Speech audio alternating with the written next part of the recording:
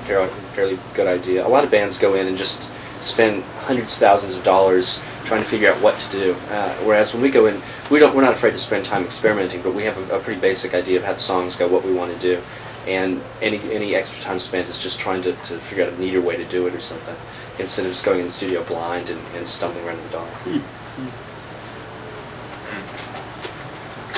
A band from Britain, the Smiths, have been making a point about the evils of electronic music and whatnot.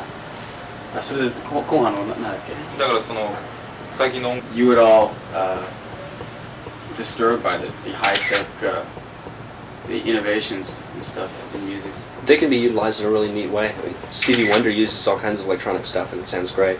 Most bands don't know how to do it though, and they have this kind of really stupid futuristic idea that synthesizers have to sound like 1984, like George Orwell or something.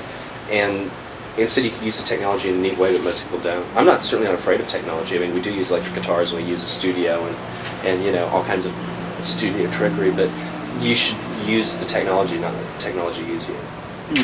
It all sounds the same. Plus the Smiths record has got even technology. I mean, it's pretty amazingly produced. Not to slight them, but. そうだって It's used. Yeah. It's not bad in and of itself. And someone like Gary Newman should be shot, but it can be used in a really great way. Yellow Magic Orchestra uses all kinds of electronic stuff, and they sound great. Just as a local example, we've been playing the soundtrack to Merry Christmas, Mr. Lawrence a lot lately. I played that more than almost any other record this year. Is that right?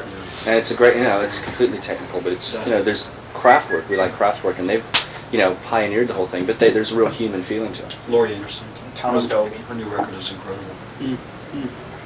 The high tech goes back a couple of steps to the last question about forking out a lot of money for the production of records. In America especially, the record business has become like a giant corporation, a giant industry. So that now the industry's demands go beyond the demands or the desires of the artist. Are you ever conscious of this when you make your music? Is it a factor? No, No, because that's one of the reasons we signed with the IRS, is because we don't have to deal with that kind of thing. I think it's a mistake to think of anything other than is this a good song or is this a good record? And You should write and make your record for yourselves, and not for anyone some people else. make commercial records that are really good, but that's not the kind of band we are. We just make records that we like, that are as close to the heart as possible, and hopefully they'll be liked. I mean, certainly if we start thinking about critics and the public, it would just totally hang you up. I'm sure we'd come up with something really wretched. I mean, I don't even know what commercial is. Everything that I think is going to be really a hit is, in terms of, I think really is horrible as a hit. So. Like what have you thought would be a hit that wasn't? I can't understand why the DB's record isn't like at the top of the charts. I mean, to me that sounds like hit material. Well, it's pretty threatening stuff, though. Not really. Sure. I mean, well, I don't know. See, I listen to the radio and I hear all this tapioca music, and it's like, That's why. So I don't know. And all the stuff that I hear, Howard Jones. I mean, nothing against him, but I hear him and I go, why in the world do people listen to him? I mean, it just doesn't seem like real hit stuff to me. I think it's time for the sofa metaphor. The what? Nothing, a horrible old metaphor, which I don't want to trot out now.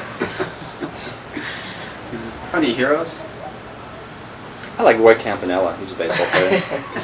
Really, I thought, he was a great baseball player, and then he was paralyzed from the neck down. He was still a good man. Peter Holzapfel was mine.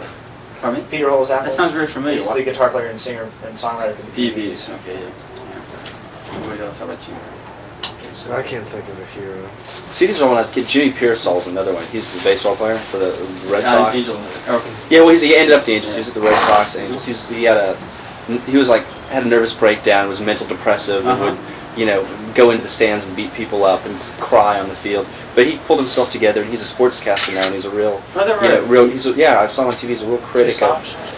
No, Chicago, and he's a real critic of the baseball business. And I think that's where the man's overcome his problems and is still a crusty old bastard rather than being like some mellow type person. The bottom of things. But there's no one that in the last 20 years that I've had as a hero. I mean, Lou Reed, he's pretty close. Really? Pick a musical hero. Even no. I don't think I'd want to live his life. I wouldn't either, but I admire him for having come through everything he's had to do, and still have the perspective I get from him Yeah. reading the interviews from with him now, you It's know, good to see you. sure, to do everything he's done and still have a good outlook on life and the music business. I respect him for that. I admire him. I respect Gauguin because he left his wife and children to live in South America. Tahiti. That's pretty cool. Well, I like Van Gogh because he cut his ear off. Okay, who apparently stated, Peter, in an interview that you regretted that there are no more Bob Dylans around, the artist with a social conscience. First of all, did you say this? Well, basically I said that because of the way the business is run now and the way that people look at musicians, no one has the power anymore that someone like Dylan might have. Certainly now people who have something like a message in their lyrics, they're basically ignored. I mean, I like U2 and everything, but no one goes out and crusades because U2 is, you know, a Christian band or whatever. Mm-hmm. I don't know if it's good or bad because most people now that have socially conscious lyrics are fairly ignorant and don't have much to say. You think so? Yeah. Oh, they have a lot to say, but it's The just Clash, I think they're just pinheads. You know. Is that right? Yeah. I mean, I like some of their music, but certainly I don't think that they have an idea of how politics work or revolutions. But I just think people don't take music as an important part of their life anymore. It's just something they listen to, which is what I'm basically said. What about someone like Springsteen, though? I like him, but I like him a lot. But He's I not going to change anyone's life in terms of their Yeah. social awareness. You know, he may make them want to go out and be a rock and roller, but he's not going to. He's kind of like Steinbeck or something. He, you know, short stories about people in situations that I don't really know, like, you know, people from New Jersey who work on cars. Yeah, I mean, people talk about how people listen to him in his monologues during his show about, you know, American values and traditional, and as soon as they leave the show, they don't think about it anymore. You know, nobody's going to go home and hang a flag because of Bruce Springsteen. Or people rah-rahing for Born in the USA and not really understanding that it's a real negative song. Yeah. What about in your own case? I mean, like we were mentioning a second ago, hard to hear anything you're saying on record or live.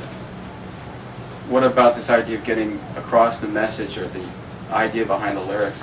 I think Springsteen is admirable in that for a lot of people who live in mid-America, he's made life a little bit easier for them in presenting them a role model or a hero to look up to, someone to maybe romanticize their life a little bit, to make it a little bit easier to live. Just last night, this girl who's over here from America told me that